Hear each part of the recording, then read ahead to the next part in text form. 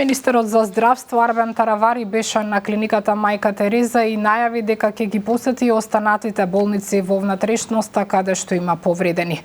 На клиниката Мајка Тереза е Дејан Трајковски.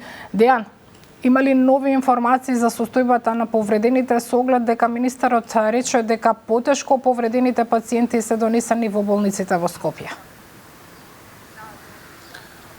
За сега, Бубе, тоа е единствена официјална информација која што останува, која што ја кажа министерот за здравство Арбен Таравари, односно од информациите кои што ги имаме, 155 лица се повредени, а 18 се во критична состојба и сите тие се на клиниките во Скопје. Во меѓувреме се носат уште пациенти, како што имавме од тука најава дека околу 10 пациенти треба да пристигнат во Скопје токму пред малку пред вклучувањето. Пристигнаат 3 возила, 2 се тука паркирани, кои предпоставувам и тие треба да бидат за некаков транспорт, и тоа се информациите кои што ги имаме, бидејќи се чека кризниот штаб да излези да каже повеќе детали околу тоа кои од луѓето ќе бидат и пренесени во странство, откако понудија помош неколку држави, меѓу кои се и Бугарија, Грција, но и Србија, која веќе според информациите испратила хеликоптери за пациенти кои што ќе треба да се пренесат на ВМА во Белград, но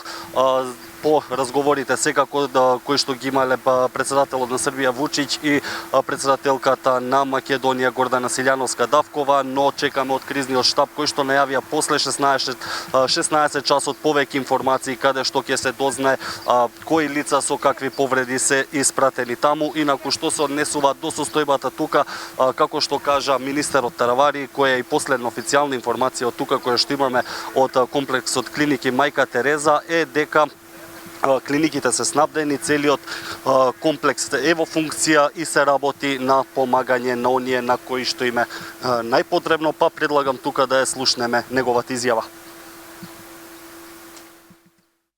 Веќе во Министерството за здравство е формиран штаб, кој што е во комуникација со сите здравствени установи кои што згрижуваат пациенти кои што се дојдени од Кочани. Јас би сакал да ги кажам бројките од и преска известив, меѓутоа немавме официјални бројки, сигурни бројки. До сега се 148 пациенти згрижени низ болниците во Македонија, на хируршки клиники се 31, во детска хирургија 4, на Карил се 16, на пластична хирургија 11. Во градска хирургија се 27 пациенти, на 8 септември се 17 пациенти, во Штип се сега 39 пациенти и во Кочани се 30 пациенти исто така. Неколку пациенти се во критична состојба, тоа се околу 18 пациенти, меѓутоа сигурен сум дека здравствените работници во сите овие болници го даваат својот максимум. Ние сме мобилизирани максимално. Сето тоа што треба за третман на пациентите е ставено во функција, така да со дополнителни информации сигурно ќе излеземе малце подоцна.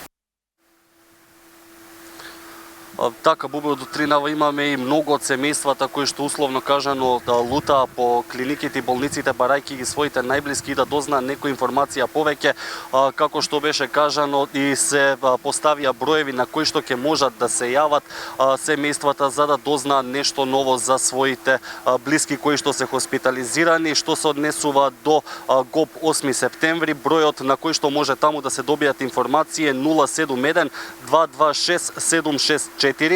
Клиниката за хируршки болести Свети Наум Охридски или попозната како градска болница во Скопје, бројот на кој што таму може да се побара некаква информација е 075 203 026 и на клиничкиот центар тука каде што сме на Мајка Тереза, граѓаните повеќе информации може да добијат на 070 387 115.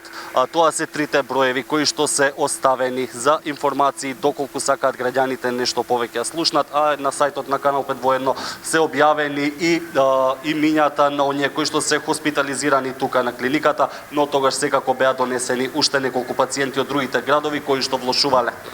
Дејан, едно прашање. Еден од повредените на клиниката и член на ДНК на чиј настап се случи трагедијата. Каква е неговата состојба и што е со вториот член на групата за кој постојат различни информации и шпекулации? Така, од утринава имаше бројни шпекулации што се однесува до Андреј, кој е член на дуото ДНК. Се зборуваше дека не може да биде пронеден и слично, но според последните информации кои што ги кажа од бендот, тоа е во добра состојба и успеале да го добијат. А што се однесува до Владимир Блажев, или познат како DJ Панчо во јавноста, тој е хоспитализиран тука на клиниката со изгореници и од она што го знаеме како последно е дека е на кислородна поддршка. Разговаравме утринава со неговата сестра, па предлагам од незе да слушнеме повеќе.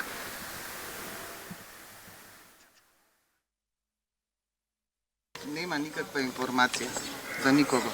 Так. Не знам зашто некој од докторите не излезе да каже. Так, се обидовте да стапите во контакт со некого внатре? Со кого нема телефони со нив? Так, вие за кого сте делени? За Панчо. А Дали се супругата знае негова како? Маја. Така, што ви кажа? Па дека има изгореници на лицето и на раката. Така. Да, и нормално дишал чак. Предпоставам не е во загрозувачка состојба. Па така рекоа дека не е. Сега моментално е на кислородна поддршка. Така. А вие што сте? Јас сум сестра. Сестра сте. Така, секако следните официјални информации кои што се најавија тука од клиниката треба да ги пренесе кризниот штаб кој што го формираше Министерството за здравство. Тие најавија дека првично ќе кажат нешто околу 16 часот, секако ќе се обидеме да дознаеме нешто и порано за да ги информираме граѓаните, а за сите кои што се во критична состојба секако ќе се молиме и се надеваме дека ќе го надминат, ќе успеат во оваа борба која што сега е водат. Така е, Дејан, со нови информациите вклучуваме во теков на денот.